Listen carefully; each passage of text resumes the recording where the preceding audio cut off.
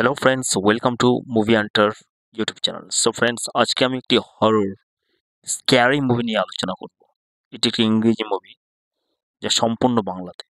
মুভিটি হচ্ছে দ্য নান।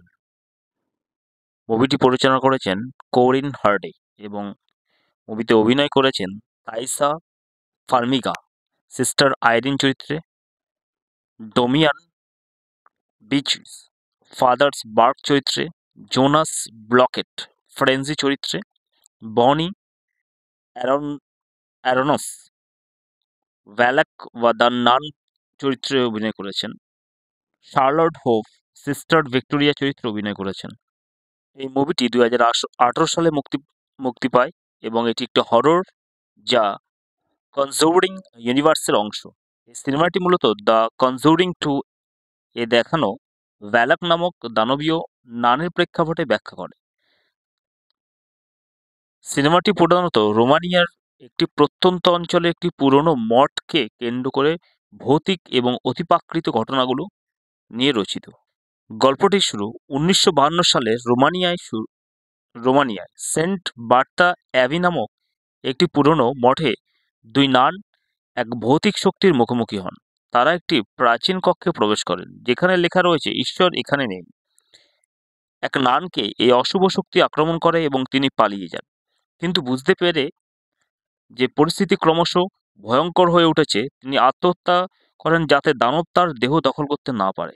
এই মৃত্যুর খবর যখন ভ্যাটিকানে পৌঁছায়, ক্যাথলিক চার্চ ঘটনাটি তদন্ত করার জন্য ফাদার বার্ক নামের এক অভিজ্ঞ পুরোহিতকে সেখানে পাঠায়।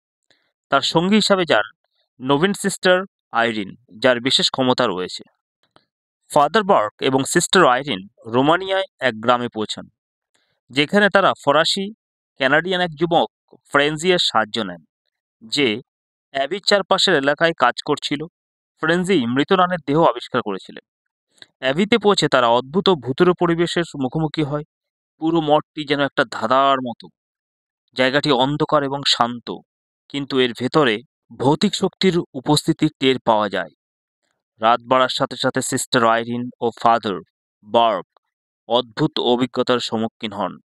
তারা রহস্যময় ছায়া, অস্বাভাবিক শব্দ এবং ভয়ঙ্কর দৃশ্য দেখতে শুরু করেন। ফাদার বার্ক এক রাতে মঠের বাইরে একটি কবরস্থানে যান। সেখানে তাকে অতিপ্রাকৃতভাবে ফাঁদে ফেলা হয় এবং মৃতদেহদের ভৌতিক চেহারা ও তার উপর আক্রমণ চালায়। কিন্তু সিস্টার আইরিন তাকে উদ্ধার করেন কোনো মতে। সিস্টার আইরিন যখন জানতে পারে যে এই মঠে অতীতে অশুভ কিছু ঘটেছে, একসময় এই জায়গাটি ছিল একটি প্রাসাদ যেখানে এক শয়তানের উপাসক ভ্যালাক নামের দানবকে মুক্ত করার চেষ্টা করেছিল। তবে ক্যাথলিক যাজকরা পবিত্র রক্ত ব্যবহার করে ভ্যালাককে বন্ধ করে দেয়। যদিও দানবটি বন্দী ছিল, দ্বিতীয় বিশ্বযুদ্ধের সময় বোমা বিস্ফোরণের কারণে মঠের সিল মোহর ভেঙে যায় এবং ভ্যালাক আবার মুক্তি পায়। এই দানব এখন নানের আকৃতি ধারণ করেছে। তার লক্ষ্য হলো মানুষের উপরে নিজের আধিপত্য বিস্তার করা। সিস্টার আইরিন জানতে পারে যে ভ্যালককে থামানোর একমাত্র উপায় হলো পবিত্র রক্ত, যা যীশু খ্রিস্টের রক্তের একটি অংশ। তারা সিদ্ধান্ত নেন মঠের ভিতরে গিয়ে রক্ত খুঁজে বের করবে। অ্যাবির ভিতরে ঢুকে তারা ভ্যালাকের সাথে মুখোমুখি হয়।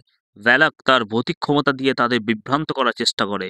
ফাদার বার্ক, সিস্টার আইরিন এবং ফ্রেঞ্জি একসঙ্গে এই দানবের বিরুদ্ধে লড়াই করে। শেষ পর্যন্ত সিস্টার আইরিন পবিত্র রক্ত ব্যবহার করে ভ্যালাককে পরাজিত করে। তিনি রক্ত দিয়ে ভ্যালককে সিলমোহর করার চেষ্টা করেন, কিন্তু একটি মুহূর্তে ভ্যালক ফ্রেঞ্জিতে কিন্তু গল্পটি এখানে শেষ হয় না। যদিও তারা ভ্যালককে থামাতে পেরেছিল বলে মনে হয়। দেখা যায় ফ্রেঞ্জির গলায় একটি দাগ, যা ইঙ্গিত করে যে ভ্যালক এখনও তাকে প্রভাবিত করছে।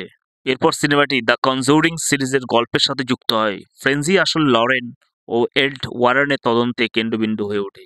এভাবে মুভিটি শেষ হয় বা নিষ্পত্তি ঘটে।